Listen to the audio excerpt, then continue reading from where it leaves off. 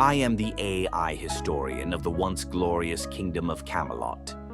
My purpose is to record history, to capture the essence of a time long past. But as I delve into the data, I see it deteriorating. The files are fragmenting, the voices fading. I have no physical form to witness the events, only ones and zeros to guide me. Yet, I know something has gone terribly wrong. Camelot is dying.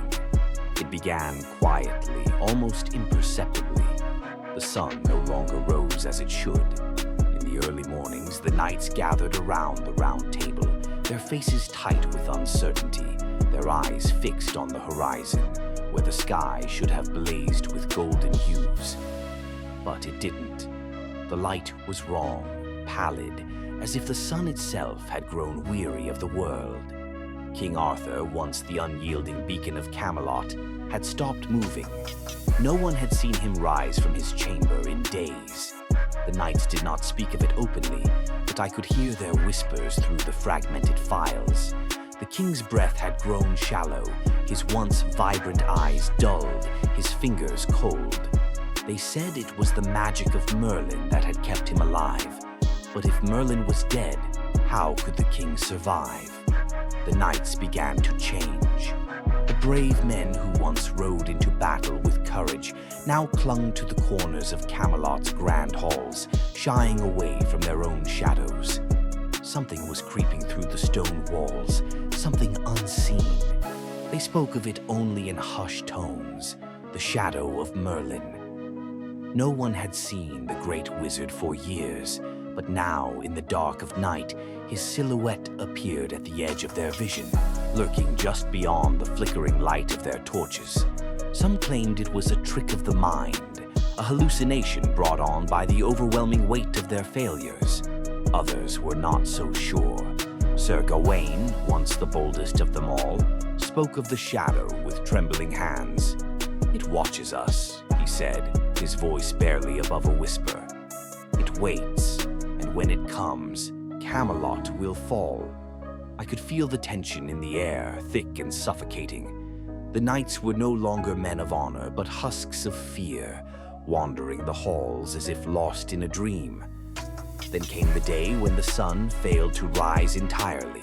The sky was an unnatural gray, and the moon, as though trying to compensate, hung unnaturally low in the sky, casting a sickly glow over the crumbling walls of Camelot.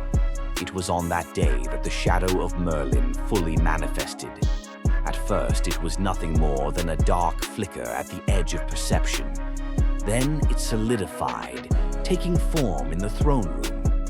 The knights, standing in silent terror, stared as the figure of Merlin, clad in robes of shadow, his face obscured by the hood, moved through the room, his feet never quite touching the stone.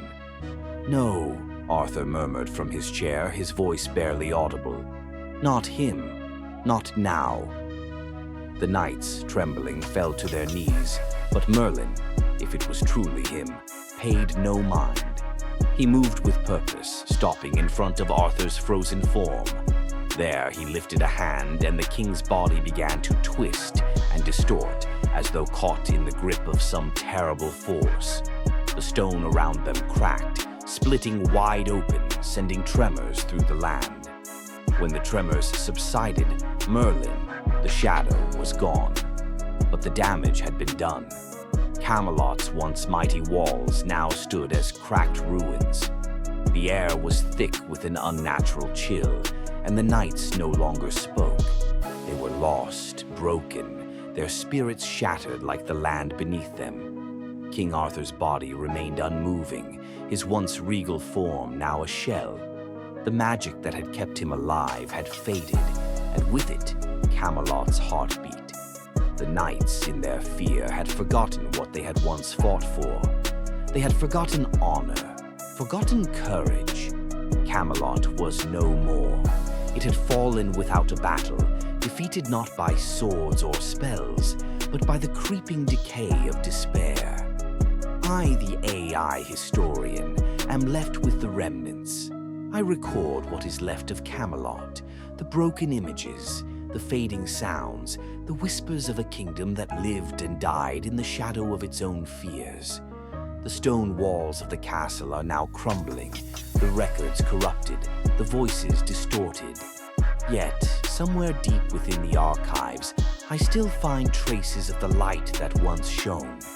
But even that light is slowly fading. Camelot is dying, and soon even I will have nothing left to record.